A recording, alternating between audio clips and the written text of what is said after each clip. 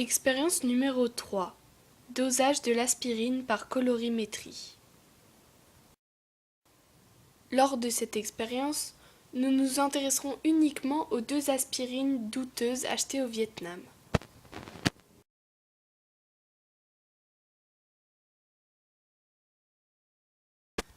À l'aide de mortiers et de pilons, nous broyons soigneusement un comprimé d'aspirine de chaque.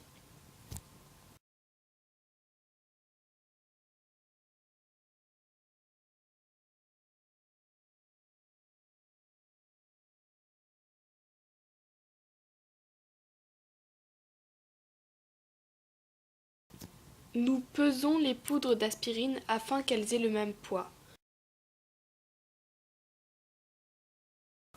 Nous introduisons les poudres obtenues dans 2 fioles jaugées de 100 ml.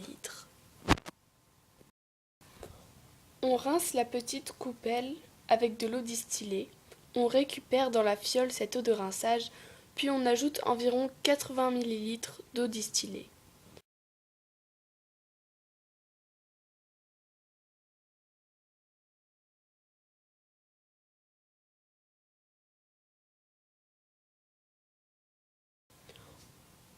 On bouche et agite énergiquement à la main jusqu'à dissolution quasi totale.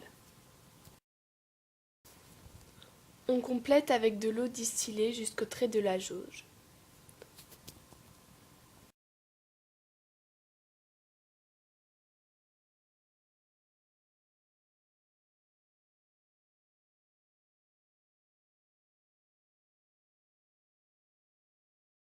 Puis on ajoute un barreau aimanté et on laisse agiter environ 10 minutes avec un agitateur magnétique.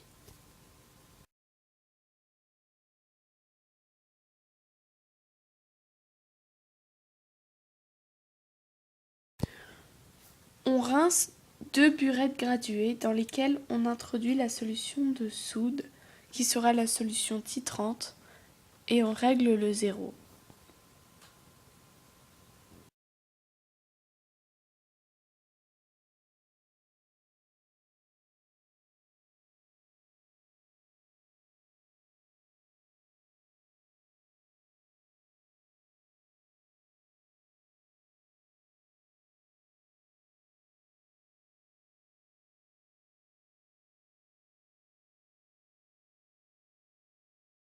À l'aide de pipettes jaugées, on prélève 20 ml des solutions, puis on les verse dans 2 Erlenmeyer.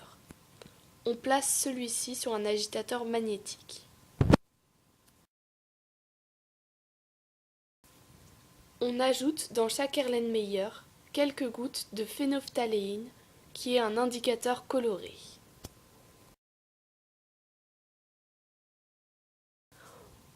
On verse doucement la solution de soude dans l'Erlenmeyer jusqu'à ce que l'indicateur change de couleur, qu'il atteigne sa zone de virage.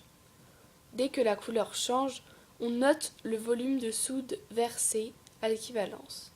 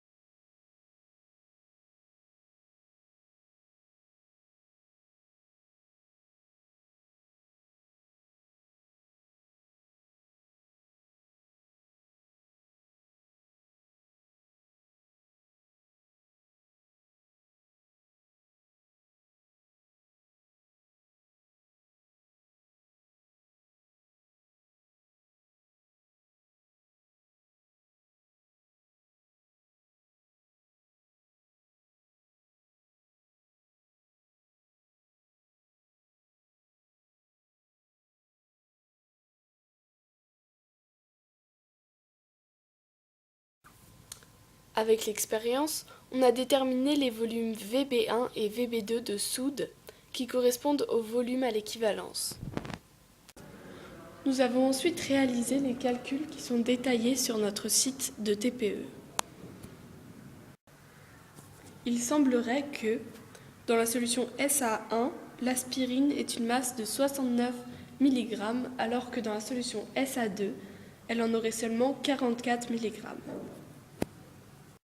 SA2 aurait seulement 2/3 de principe actif de SA1, alors que ces deux aspirines indiquent la même masse de principe actif, 81 mg, sur leur emballage.